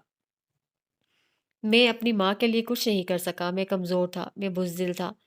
मैंने अपने बाप की माजूरी अपनी आंखों से देखी थी। वो तुम्हारे बाप की अता करदा थी। वो याकूत के सीने पे ठोकर मारता तो कभी टांगों पे। उस पे एक जुनून सवार था। आंसू उसकी आंखों से बह रहे थे, चेहरा सुर्ख था। याकूत बस अधमरा मुर्दा सा हुआ मार खाए जा रहा था। मेरा बाप मर गया, मेरी माँ मर गई, मैं भरी दुनिया में अकेला हो गया। तुम्हारे बाप ने तुम्हारे बाप ने उन दोनों को मार डाला। जब वो किसी काम के ना रहे तो मार डाला। वो जख्मी आंखों से बुलंद आवाज में धाड़ रहा था। کتنے سالوں کا غبار تھا جو نکل رہا تھا۔ ابا نے کہا ماں کو بچا لینا، اماں نے کہا میری نیرو کو بچا لینا۔ میں نے تمہارے باپ کی غلامی اپنی بہن کے لیے منظور کی، مجھے میری بہن عزیز تھی، وہ میرے ماں باپ کی آخری نشانی تھی، میرا واحد خاندان تھی۔ اس کے منہ سے جھاگ نکل رہا تھا، لیکن اس کی بلند آواز ویسی ہی رہی، زخمی، بے بس۔ میں اگر نیرو کو لے کر بھاگ جاتا تو تمہارا باپ مجھے ڈھونڈ کر مار دیتا، لیکن اگر میں کتا بن کر تمہارے گھر کے باہر پہرا دیتا تو میری بہن بھی محفوظ رہتی۔ میں نے اپنا حق چھوڑ دیا، میں نے غلامی چن لی اپنی بہن کی خاطر، تمہارا کتا بن کر رہا، لیکن میری بہن پھر بھی محفوظ نہیں رہی۔ وہ مارتے مارتے تھک گیا تھا، تبھی گرنے کے انداز میں فرش پہ بیٹھ گیا۔ یاقوت کو دیکھ کر لگتا تھا جیسے وہ ابھی کے ابھی مر جائے گا۔ خدا تمہیں غارت کرے یاقوت، خدا تمہیں برباد کرے، خدا تمہاری نسل برباد کرے۔ وہ اپنے دونوں ہاتھ زمین پر مار مار کر بددعائیں دے رہا تھا۔ خدا تمہیں موت دے، خدا تمہیں عذاب دے، خدا غارت کرے تمہیں۔ دور کہیں مکافات عمل نے سر اٹھا کر نوح کی بربادی دیکھی تھی۔ دوسروں کی بیٹیوں کی عزت پہ کاروبار کرنے والوں کی اپنی عزتیں پھر محفوظ نہیں رہتی۔ آج وقت نے اپنے سیاہ پنوں میں ایک اور بربادی لکھی تھی۔ عمر حیات کے بنگلے پہ اتری صبح کافی مصروف تھی۔ حالی سلطان آج از خود کچن میں کھڑی اپنے بھائی کے لیے ناشتہ بنوا رہی تھی۔ عمر کو کہیں جانا تھا، اس کا سارا سامان اپنے کمرے میں رکھا تھا اور حسن کمرے کی چٹخنی لگا کر سویا تھا۔ وہ جلے پیر کی بلی کی طرح اپنے ہی کمرے کے باہر چکر لگا رہا تھا۔ تھک ہار کر وہ ناشتہ کرنے چلا آیا۔ حالے نے ڈھیلے نارنجی کرتے کے ساتھ سفید ٹراؤزر پہن رکھا تھا، بالوں کا اونچا جوڑا بنائے وہ شانوں سے کام کروا رہی تھی، لیکن اس کے ہاتھ کا بنا پراٹھا دیکھ حالے جان گئی کہ عمر کے اندازے درست تھے۔ اسی وقت حسن بھی نکھرا نکھرا سا دھلے دھلائے منہ کے ساتھ آتا دکھائی دیا۔ عمر میز کے گرد رکھی کرسی پہ بے نیاز بیٹھا تھا۔ عمر، بات سننا ذرا۔ حالے نے اس کو اپنی جانب متوجہ کیا۔ اس نے ایک بے نیاز نگاہ اٹھا کر اس کو دیکھا۔ حالے نے تھوک نکلا، وہ شانوں کو پراٹھے بنانے نہیں آ رہے؟ میں سوچ رہی تھی اگر تم کشمیری پراٹھے بنا دیتے تو۔ اس نے بات ادھوری چھوڑ دی۔ میں، عمر حیات، میں اے ایس پی عمر حیات گھر میں بیٹھ کر پراٹھے بناؤں گا؟ وہ اپنے سینے پہ انگلی رکھے بے یقینی سے پوچھ رہا تھا۔ Suspended A S P. حالے نے آہستگی سے جملہ مکمل کیا تو عمر کے مانوں پتنگیں ہی لگ گئی۔ ابھی وہ کچھ کہتا کہ حسن اس کے پاس رکھی کرسی پہ آ کر بیٹھا۔ عمر خاموش ہو گیا۔ حالے کو اس بارے میں بعد میں بات کریں گے والی نظروں سے دیکھا، پھر اٹھ کر چولہے کی طرف چلا گیا۔ یہ تو طے تھا کہ اب اے ایس پی صاحب پراٹھے بنائیں گے۔ شانوں نے پانی لا کر حسن کے سامنے رکھا۔ حسب توقع اس نے ناک بھوں چڑھا لی۔ کیا آپ جانتی نہیں ہم کس خاندان سے ہیں؟ اس نے سنجیدگی سے شانوں کو مخاطب کیا۔ ہم سلطان ہیں، اور ہم اپنی بہن بیٹی کے گھر کا پانی ہم پہ حرام ہے۔ جاؤ جوس لے کر آؤ۔ حالیہ اس کی اداکاری پہ ہنس دی۔ عمر کے پیڑے کو بیلتے ہاتھ کی نسیں ابھرنے لگیں۔ تھوڑی دیر بعد وہ 3 پراٹھے اور آملیٹ لیے کچن سے آیا۔ پلیٹ حسن کے آگے پٹاخ کی آواز کے ساتھ رکھی۔ حسن نے نادیدوں کی طرح پلیٹ اپنے آگے سرکا لی۔ ویسے بہن کے گھر کا نمک بھی حرام ہوتا ہے، عمر نے حسن کو دیکھ کر کہا۔ حالے نے اسے تادیبی نظروں سے گھورا، لیکن وہ جیسے زبان کی کھجلی کے آگے بے بس تھا۔ حسن کے ہاتھ ایک لمحہ کو تھمے تھے، لیکن بس ایک ہی لمحہ۔ اگلے پل اس نے آرام سے اپنا نوالا چبایا، پھر عمر کو دیکھا۔ تم نے میری آنکھیں کھول دی، میں تمہارا شکریہ کیسے ادا کروں گا؟ اگلی بار میرے لیے بغیر نمک کے سالن نکالنا، میں اپنا نمک کا پوٹ گھر سے لے کر آؤں گا۔ حالے نے گردن نیچے کر کے مسکراہٹ دبائی۔ عمر کا چہرہ سرخ ہوا، وہ کیوں بھول گیا تھا کہ یہ معراج سلطان کا بیٹا ہے، انہی کی طرح حاضر جواب اور انہی کی طرح کڑوا کریلا۔ تمہاری اماں کا فون آیا تھا، صبح سامان باندھو اور روانہ ہو جاؤ، بہت ہو گیا تمہارا۔ عمر کافی کا آخری گھونٹ بھرتے ہوئے اٹھا۔ حسن نے ایک نظر اس کو دیکھا، پھر حالے کو۔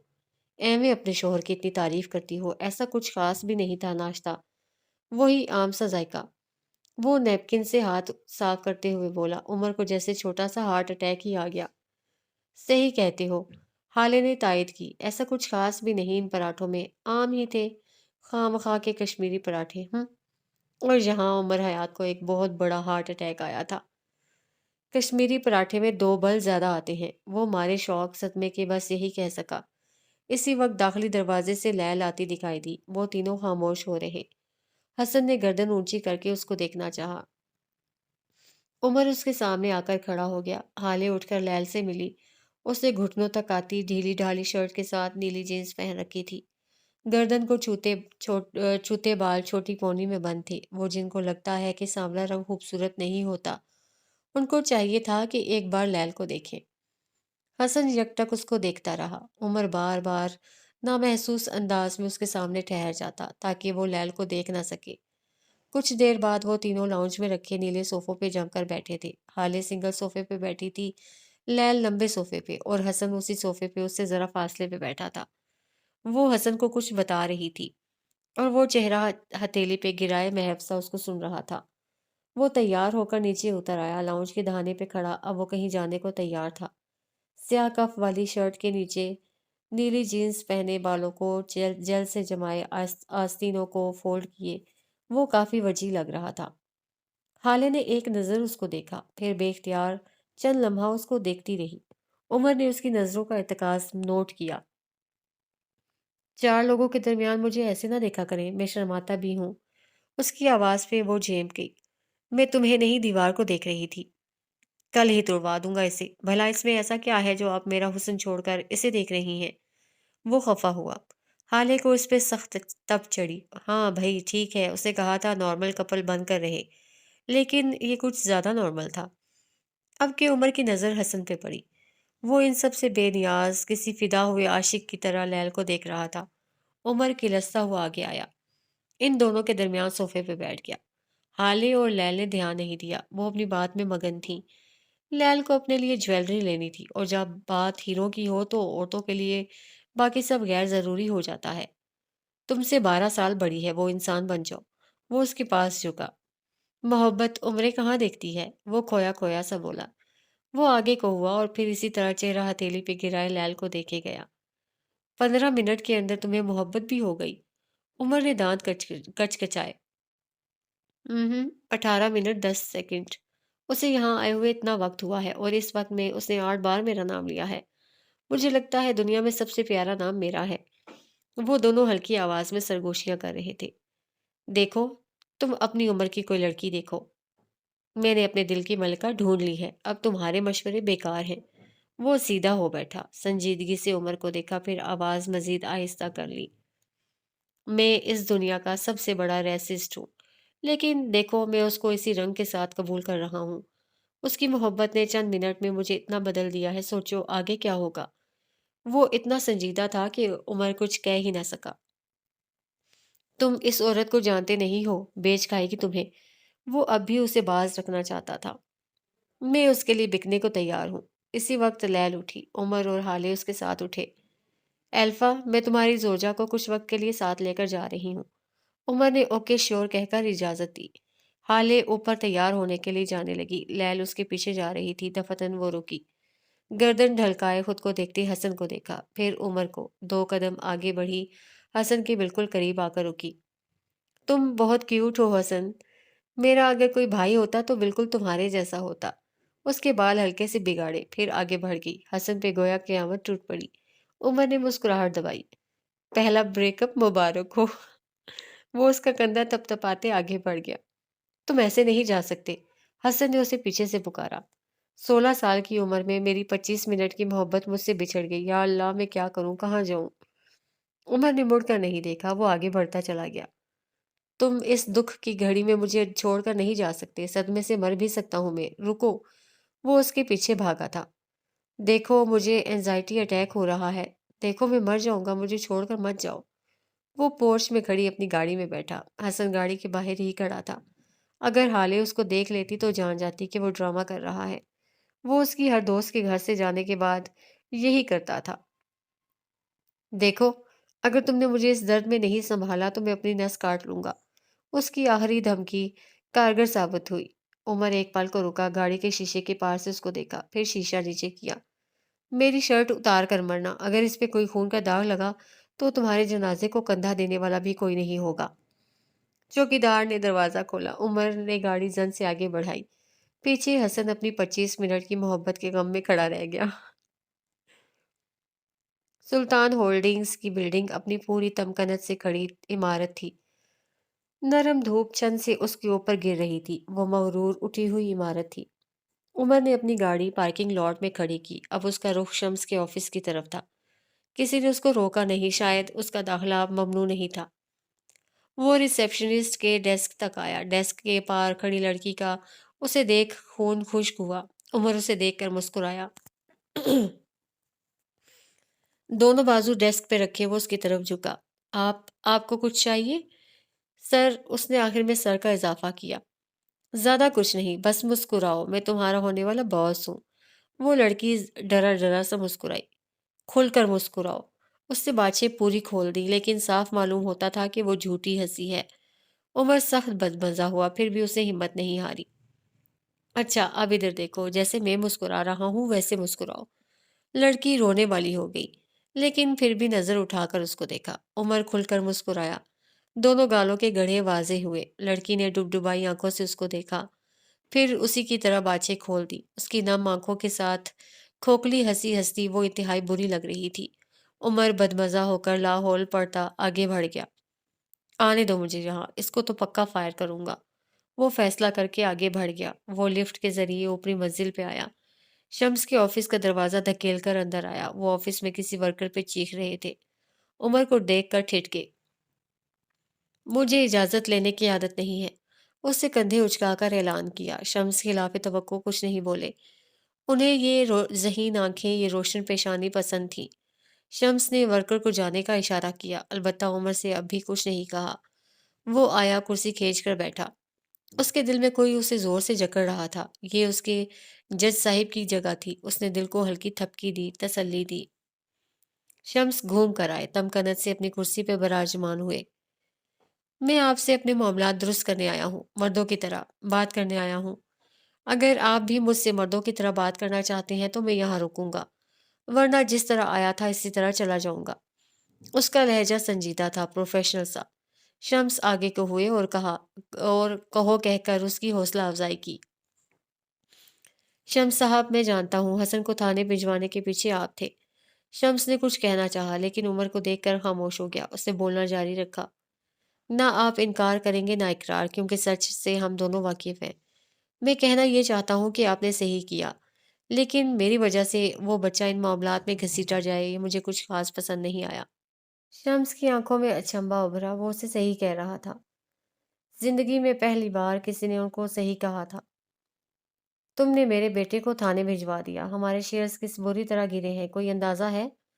اس کے بعد ظاہر ہے مجھے بھی کچھ نہ کچھ تو کرنا تھا، تمہیں یہ بتانے کے لیے کہ اس سارے قصے کے پیچھے میں تمہاری موجودگی سے واقف ہوں۔ عمر نے اس بات میں سر ہلایا۔ بالکل، اسے تھانے میں نے بھجوایا تھا، لیکن کیا آپ نے یہ جاننے کی کوشش کی کہ میں نے اسے ایسا کیوں کیا تھا؟ کیوں؟ بس یہی پوچھا تھا انہوں نے۔ وہ میری بیوی کی بات کر رہا تھا، وہ اس کے بارے میں غلط بات کر رہا تھا۔ اس نے ایک مجمع میں میری بیوی کو گالی دی، ہاتھ اٹھانے کی کوشش کی، اور پھر آخر میں اس نے مجھ سے کہا کہ میں اسے طلاق دے دوں۔ کیا ان سب کے بعد اس کو ایک سبق دینا میرا حق نہیں تھا؟ کیا یہ میرا فرض نہیں تھا کہ میں خود کو ایک غیرت مند مرد ثابت کروں؟ میں نے بس وہی کیا شمس صاحب، میں نے اپنی عزت بیوی کی عزت رکھی۔ یہ بات آپ کو اس لیے بتا رہا ہوں کیونکہ آپ ایک غیرت مند انسان ہیں، لیکن اگر آپ کو اب بھی لگتا ہے کہ میں غلط ہوں تو آپ میرے سسر ہونے کی حیثیت سے مجھے سزا دے سکتے ہیں۔ وہ ٹھہر ٹھہر کر کہہ رہا تھا، بلکہ کہہ کیا رہا تھا، وہ اپنے انداز سے اپنے زہر میں جکڑ رہا تھا۔ شمس سحرزدہ سے اس کو سن رہے تھے۔ میں ایک فیملی پرسن ہوں شمس صاحب، حسن میری بیوی کا بھائی ہے۔ وہ ڈسٹرب ہے تو میری بیوی ڈسٹرب ہے، اور بیوی کے ڈسٹرب ہونے سے سارا گھر ڈسٹرب ہو جاتا ہے۔ میں آج آپ سے اپنے سارے اختلاف ختم کرنے آیا ہوں۔ وہ سنجیدہ سا ہو کر بیٹھا کوئی اور عمر لگ رہا تھا، معاملہ فہم، ذہین، غیرت مند۔ شمس متاثر ہوئے بغیر نہ رہ سکے۔ ٹھیک ہے، میں پچھلی تمام باتوں کو بھولنے کے لیے تیار ہوں، اور ویسے بھی تم نے حالے سے بھاگ کر شادی نہیں کی، نہ کوئی اغوا کا قصہ رہا ہے۔ میرے بیٹے کی باتوں پہ مت جاؤ، وہ اپنی ماں پہ گیا ہے، تم مجھ سے بات کرو اور میں تم سے، کیونکہ کہیں نہ کہیں ہم دونوں ایک جیسے ہیں۔ عمر مسکرایا۔ اسی وقت شمس نے کال پہ 2 کافی لانے کو کہا۔ شمس اسے پسند نہیں کرتے تھے کیونکہ ان کو لگتا تھا کہ وہ ان کی بھتیجی کے ساتھ ان کی عزت خراب کرنے میں پیش پیش رہا ہے۔ لیکن جب حقیقت واضح ہو گئی اور وہ خود بات کرنے اور تعلقات بہتر کرنے آیا تھا تو ایسے شاندار آدمی کو اپنی دامادی میں لینے میں کیا قباحت تھی؟ بلکہ یہ ذہین آنکھوں والا مرد اعزاز تھا۔ ان دونوں کو اسی خوشگوار ماحول میں چھوڑ کر ہم ذرا کہانی کے دوسرے سرے کی جانب جاتے ہیں۔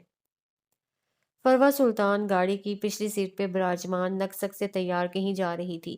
اس کی منزل شاید کسی کو ڈرانا تھا یا پھر کسی کے ڈر کو ابھارنا تھا، لیکن اس نے غلط عورت چن لی تھی۔ کائی سبز ڈیزائنر ڈریس میں ملبوس، بھورے بالوں کو اسٹریٹ کر کے شانوں پہ ڈالے، آنکھوں اور چہرے پہ میک اپ کے کئی تہیں لگائے وہ بوڑھی فتنہ کہیں جانے کو تیار تھی۔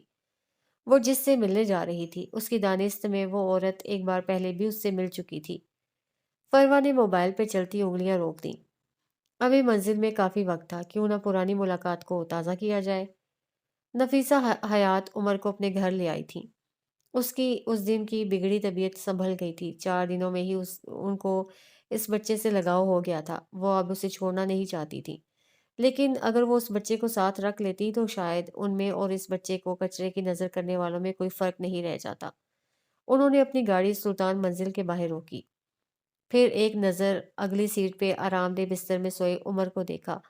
وہ معصومیت سے آنکھیں پٹ پٹاتے ہوئے ان کو دیکھ رہا تھا۔ نفیسہ نے ان آنکھوں میں خود کو ڈوبتا محسوس کیا۔ 4 دنوں میں وہ ان کے لیے سانس لینے جتنا ضروری ہو چکا تھا۔ ان کی راتیں جاگتے ہوئے گزرنے لگی تھیں اور دن اس بچے کی دیکھ بھال میں۔ وہ چند لمحہ اس بچے کو دیکھتی رہیں، پھر اسے اپنے بازو میں اٹھا لیا۔ وہ روتا نہیں تھا، راتوں میں بھی بس جاگتا رہتا، لیکن روتا نہیں۔ انہوں نے نرمی سے اس کا ماتھا چوما، پھر اس کے گالوں کو لبوں سے چھوا۔ نہ جانے کہاں سے آ کر چند آنسو ان کی آنکھوں سے ٹوٹ کر گرے۔ وہ نہیں جانتی تھی وہ کیوں رو رہی تھی، لیکن بس وہ اس بچے سے دور نہیں جانا چاہتی تھی۔ کیوں، یہ وہ خود بھی نہیں جانتی تھی۔ وہ اس کو سینے سے لگائے گاڑی سے باہر آئی۔ اسی پل کوئی اجلت میں سلطان منزل کے شاہانہ دروازے سے باہر نکلا۔ اپنے سامنے کھڑی سیاہ آنکھوں والی عورت کو دیکھ سامنے سے آتی فروا ٹھٹک سی گئی۔ اسے حیرت اس عورت کے یہاں ہونے پہ نہیں تھی، اسے حیرت اس بچے کے یہاں ہونے پہ تھی۔ چند پل وہ اسے اسی طرح ساکت و جامد کھڑی رہی۔ میں نگین وہاج سے ملنا چاہتی ہوں، کیا مل سکتی ہوں؟ سامنے کھڑی باوقار عورت پوچھ رہی تھی۔ فروا نے لمحے کے 1000ویں حصے میں جمع تفریح کی تھی، پھر اپنے سفید پڑتے چہرے کو بمشکل نارمل رکھا، گردن کڑا لی۔ میں ہی نگین وہاج، تمہیں کیا کام ہے؟ نفیسہ نے آنکھیں چھوٹی کر کے اس کو دیکھا، پھر 2 قدم آگے آئی۔ اگر تم نگین وہاج ہو تو پھر میں لیڈی ڈیانا ہوں۔ فروا نے ضبط سے اس کو دیکھا۔ میرا وقت نہ برباد کرو اور مجھے نگین وہاج سے ملنے دو۔ کسی کا بچہ اس سے الگ ہے، کیا یہ کوئی صحیح بات ہے؟ وہ اس بچے کی ماں ہے، کیا گزر رہی ہوگی اس پہ؟ فروا نے اس کے چہرے کو غور سے دیکھا۔ میں بتاؤں کیا گزر رہی ہے اس عورت پہ؟ اس کی آنکھیں سرد تھیں۔ نفیسہ نے ایک ہاتھ سے بچے کو سینے سے لگا رکھا تھا۔ فروا نے اس کا پہلو میں گرا ہاتھ پکڑا اور اسے ذرا پیچھے لے گئی۔ یہاں سے یہ محل نما گھر واضح نظر آ رہا تھا۔ دوسری منزل کی بالکنی میں ایک منظر نظر آتا تھا۔ صوفے پہ بیٹھا ایک خوشحال کپل، عورت کے ہاتھ میں ایک بچی تھی اور مرد اسے پچکار رہا تھا۔ نفیسہ یک ٹک ان کو دیکھے گئی، یقیناً یہ عورت نگین وہاج تھی۔ دیکھو ان دونوں کو، کتنے خوش ہیں۔ یہ بچہ ان دونوں کا ہے، کیا تمہیں لگتا ہے ان کو اس بچے کی کوئی ضرورت ہے؟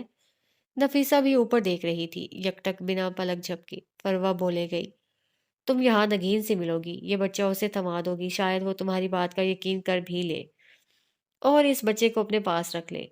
لیکن تم سوچو میں اس بچے کا کیا کروں گی؟ جب میں اسے اتنے بڑے ہسپتال سے کچرے کے ڈھیر تک پہنچا سکتی ہوں تو رات کے وقت اس کے منہ پہ تکیہ رکھ کر اس کا گلا گھونٹ دینا، کیا یہ میرے لیے مشکل ہے؟ یکدم نفیسہ نے بچے کو سینے میں بھیج دیا۔ یہ بچہ اور اس کا بخت میں نے لکھا ہے، اس کے بخت میں نے دربدری لکھی ہے۔ تم چاہے اسے یہاں چھوڑ کر چلی جاؤ، لیکن میری بات یاد رکھنا، میں اسے زندہ نہیں چھوڑوں گی۔ بہتر یہی ہے اسے لے کر چلی جاؤ یہاں سے۔ فروا نے نخوت سے ہاتھ جلایا۔ نفیسہ نے اب کے بالکنی سے نظریں موڑ لیں۔ اس نے ٹھنڈی ٹھار نظروں سے فروا کو دیکھا۔ میں اس بچے کو لے کر جا رہی ہوں، اس لیے نہیں کہ میں تم سے خوفزدہ ہوں، بلکہ اس لیے کہ میں ایک دن تمہیں دکھا دوں گی کہ اس بچے کا بخت پہلے دن سے تخت تھا۔ یہ کچرے سے میرے پاس آیا ہے، یہ خدا کی طرف سے انعام ہے۔ تم کہتی ہو تم اسے مارو گی، میں تم سے کہتی ہوں دعا کرنا کہ یہ مر جائے۔ اگر یہ زندہ رہا تو تمہیں جینے نہیں دے گا۔ وہ کہہ کر مڑ گئی۔ عمر کو ہنوز سینے سے لگا رکھا تھا، البتہ اب سینے پہ دھرا بوجھ ہلکا ہو گیا تھا۔ یہ بچہ اس کا تھا، یہ اس کا عمر تھا۔ اپنی گاڑی کے قریب پہنچ کر اس نے آسمان کو دیکھا، لب مسکراہٹ میں ڈھلے۔ میں اس تحفے کے لیے ساری زندگی آپ کی شکر گزار رہوں گی اللہ، اس نے زیر لب کہا، پھر گاڑی میں بیٹھنے کے لیے دروازے کے ہینڈل پہ ہاتھ رکھا۔ دفتن اسے اپنے اوقب سے ایک آواز آئی، تم کیا کام کرتی ہو؟ فروا کی چپتی ہوئی حقارت زدہ آواز۔ نفیسہ نہیں مڑی۔ میں بچوں کو قرآن پڑھاتی ہوں، میں عمر کو بھی قرآن پڑھاؤں گی، انہوں نے مڑے بغیر کہا۔ فروا کی گردن مزید اکڑ گئی۔ ایک قرآن پڑھانے والی کسی بچے کو کیا پرتعیش زندگی دے گی؟ اس نے کروفر سے سر جھٹکا اور اندر چلی گئی۔ واپس حال میں آؤ تو فروا کی گاڑی اب حیدرآباد کی حدود میں داخل ہونے لگی تھی۔ وہ ایک نئی ملاقات کے لیے تیار تھی، لیکن میں نے کہا نا، اس نے غلط عورت چن لی تھی۔ شمس سلطان کے آفس کا ماحول خوشگوار سا تھا۔ عمر اور شمس کے آگے کافی کے مگز رکھے تھے اور اب تک وہ کئی کاروباری مسائل پہ گفتگو کر چکے تھے۔ شمس کو اس کی ہر بات قابل غور اور ہر مشورہ مفید لگا تھا، اور بزنس مین کبھی بھی اچھے مشورے دینے والے کو جانے نہیں دیتے۔ تم کہاں پولیس میں خوار ہونے چلے گئے یار؟ تمہیں تو کاروبار کرنا چاہیے تھا، کہیں سے نہیں لگتا تم کوئی ASP ہو۔ شمس ہنس کر بولے تھے۔ عمر مسکرایا، پولیس مجھے پسند ہے۔ کاروبار میں سوچ بچار سے کام لینا ہوتا ہے اور پولیس میں ہاتھوں سے کام لیا جاتا ہے، مجھے یہی پسند ہے۔ اور رہی بات کاروبار کی سمجھ بوجھ کی، تو میں نے بزنس مینجمنٹ پڑھ رکھا ہے، میں اس کے علاوہ بھی بہت کچھ کر سکتا ہوں، ملٹی ٹیلنٹڈ یو نو۔ شمس نے کافی کا گھونٹ بھرتے اس بات میں سر ہلایا۔ ابھی تو تم سسپینڈڈ ہونا، تو مجھے کیوں نہیں جوائن کر لیتے؟ یہ کمپنی، یہ پاور، ان سب میں پولیس کی جاب سے زیادہ سکوپ ہے۔ شمس کا لہجہ سرسری تھا، لیکن حقیقت یہ تھی کہ وہ انکار نہیں سننا چاہتا تھا۔ ان ذہین آنکھوں اور اس چلتے دماغ کو وہ اپنے کاروبار کے لیے استعمال کرنا چاہتا تھا۔ عمر نے بغور اس کا چہرہ دیکھا۔ میں یہاں معاملات درست کرنے آیا ہوں، جاب لینے نہیں۔ اگر آپ کو جاب آفر کرنی ہے تو میرے گھر آنا ہوگا، اس نے کہتے ہوئے کافی کا مگ ہونٹوں سے لگایا۔ شمس کھل کر مسکرائے، دل پہ لدا بوجھ ہٹا۔ وہ گھر بلا رہا تھا، مطلب انکار نہیں کرے گا۔ میں ضرور آؤں گا، میں کل تمہارے گھر آؤں گا اور تمہاری بیوی سے بھی معاملات درست کر لوں گا۔ آخر کو اب اس کے باپ کی جگہ ہوں میں۔ عمر نے محض سر ہلایا، دل کو جیسے کسی نے مٹھی میں پکڑ کر دبایا ہو۔ پھر وہ اٹھ کھڑا ہوا، بس اس سے زیادہ وہ برداشت نہیں کر سکتا تھا۔ اس کا چہرہ نارمل تھا، لیکن آنکھیں سرد سے سرد تر ہوتی جا رہی تھیں۔ کل ملیں گے شمس صاحب۔ اب بس وہ بہت برداشت کر چکا تھا۔ اس نے مصافحے کے لیے ہاتھ بڑھایا، لیکن پھر اس کا ہاتھ ہوا میں ہی معلق رہ گیا۔ دائیں جانب لگی دیوار گیر LCD پہ بغیر آواز کے کوئی نیوز چل رہی تھی، لیکن چلتے ہوئے مناظر کی بھی اپنی ہی ایک آواز ہوا کرتی ہے۔ عمر نے اس کی نظروں کی تقلید میں دیکھا اور پھر نیچے چلتی خبروں کی پٹی پہ نگاہ دوڑائی۔ تازہ ترین اطلاعات کے مطابق ڈاکٹر عبدالحفیظ، جو کہ جسٹس معراج قتل کیس میں ملوث تھے، ان کا انتقال ہو گیا ہے۔ بتایا جاتا ہے کل رات تھانے میں ان کی طبیعت خراب ہو گئی اور ڈاکٹرز کی عدم موجودگی کے باعث انہوں نے دم توڑ دیا۔ شمس نے سفید پڑتے چہرے کے ساتھ وہ خبر دیکھی اور پھر لڑکھڑاتے قدموں سے آگے آئے، آفس کا دروازہ کھولا اور باہر نکل گئے۔ عمر بے تاثر نگاہوں سے TV کو تکتا رہا، اس کے ذہن میں اب بھی کئی آوازیں گونج رہی تھیں۔ ڈاکٹر کو بلاؤ شمس، عمر کو بلاؤ۔ اس کے دل کو نہ سکون ملا تھا، نہ کہیں دور اس کی روح کو قرار ملا تھا، کیونکہ وہ جانتا تھا اگر یہ سب مر جائیں تب بھی وہ جج صاحب کو واپس نہیں لا سکے گا، اور اگر رہنا ان کے بغیر ہی تھا، پھر کسی انتقام پہ کون سی خوشی، کسی بدلے پہ کون سا سکون۔ آفس کی دیواروں نے اس کے جامد وجود کو دیکھ کر رخ پھیر لیا۔ کون کم بخت عمر حیات کو اداس دیکھنا چاہے گا؟ گاڑی ایک چھوٹے سے محلے میں آ کر رکی۔ یہ محلہ نسبتاً صاف ستھرا تھا۔ گلی میں کھیلتے بچے اور گھروں سے آتی عورتوں کی آوازیں یہ ظاہر کرتی تھیں کہ یہ ایک چھوٹا سا محلہ ہے جہاں گھروں کی دیواریں ساتھ والے گھروں سے جڑی ہوتی ہیں۔ ड्राइवर ने गाड़ी का दरवाज़ा खोला। फरवा नज़ाकत से बाहर आई। आंखों पे लगा स्याह चश्मा और कोहनी पे टंगा ब्रांडेड बैग। सब्ज हील हाई हील्स को जमा जमा कर चलती वो एक घर के दरवाजे के बाहर आकर रुकी। ये घर बाकी घरों की निस्बत अच्छी हालत में था। पक्का 2 मंजिला मकान, ताज़ा रंगो रोगन, मजबूत साफ सुथरी दीवारें। घर के अंदर शायद कोई ऊंचा लंबा दरख्त भी था जिसकी शाखें दरवाजे के बाहर से झांकती नजर आती थी। दरवाज़ा एक उधेड़ उम्र औरत ने खोला और उसके हाथ में पोंछा था। शायद वो मुलाजमा थी और सफाई कर रही थी। नौवारिद को आने का रास्ता देकर वो हट गई और अपनी मालिकन को आवाज़ें देने लगी। फरवा आस-पास नज़र दौड़ाते हुए अंदर आई। घर के अंदर चिप्स का फर्श बिछा था। इस घर में अगर किसी शय की बहुतात थी तो वो पौधे थे।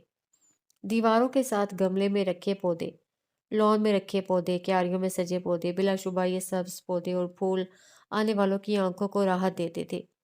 छोटा 2 मंजिला घर साफ सुथरा और खूबसूरत था। लॉन्ग टाइम फरवा सुल्तान। आवाज पे वो मुड़ी। उसके हुक्म में वो औरत खड़ी थी, संजीदा मोतबर सी औरत। उसकी सी आंखें आज भी उसी तरह चमक रही थीं। चेहरा बूढ़ा हो गया था। बाल कनपट्टी से सफेद हो रहे थे। वो स्याह चिकनकारी के सूट में बावकार सी लग रही थी। लॉन्ग टाइम नफीसा हयात। वो मुस्कुराई, फिर 2 कदम आगे आई। तुम मुझे पहचानती तो हो ना? फरवा ने उसे देखते हुए पूछा। तुम नगीन वहाज हो, है ना? और तुम लेडी डियाना। उससे जुमला मुकम्मल किया तो दोनों हल्का सा हंस दी। तुमने कहा था तुम बच्चों को कुरान पढ़ाती हो, लेकिन तुम्हारे घर को देखकर तो कुछ और ही लगता है। वो इतराफ में देखते हुए कह रही थी। मैं बैरिस्टर थी और अब एक लॉ कॉलेज में वाइस प्रिंसिपल। नफीसा ने जवाब दिया। फरवा मुड़ी, तेज नजरों से उसको घूरा। मैं बस तुमसे एक सवाल करने आई हूँ, सिर्फ एक। उमर कौन है? उसने एक एक लफ्ज पे जोर दिया। उमर वो बच्चा है जिसे तुमने कचरे के ढेर पे फेंकवा दिया था। मैंने तुमसे कहा था दुआ करना वो मर जाए। अगर वो बच गया तो तुम्हें जिंदा नहीं छोड़ेगा। लेकिन लगता है तुम्हारी दुआओं में असर नहीं है, या फिर उमर के लिए मेरी की गई दुआएं ज्यादा असरअंदाज थीं। तुम्हें क्या लगता है?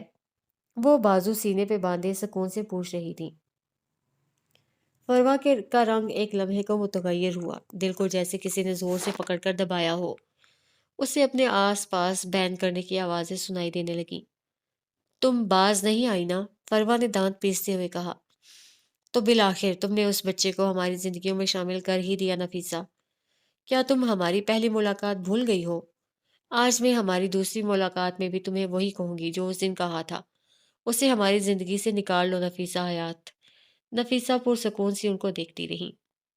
तुम गलत हो फरवा, ये हमारी दूसरी नहीं तीसरी मुलाकात है। लेकिन फर्क बस ये है कि उस मुलाकात में तुम नकाहत ज़दा और बीमार थी। तुम्हें याद नहीं होगा, है ना? फरवा अचंभे से उसको देखती रही।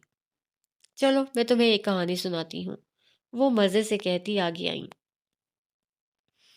20 साल पहले की बात है। मैं अपने बेटे को इस्लामाबाद लेकर गई थी। एक दिन मेरा बेटा बीमार हो गया। मैं उसे अस्पताल ले गई और वहां जाकर पता है मैंने क्या देखा? वो आंखों में हैरानी समोए उसे देखने लगी। फरवा के चेहरे पे अब भी ना समझी थी। मुझे वहां तुम दिखी। तुम्हारे हाथ में एक बच्ची थी, छोटी सी प्यारी मासूम बच्ची।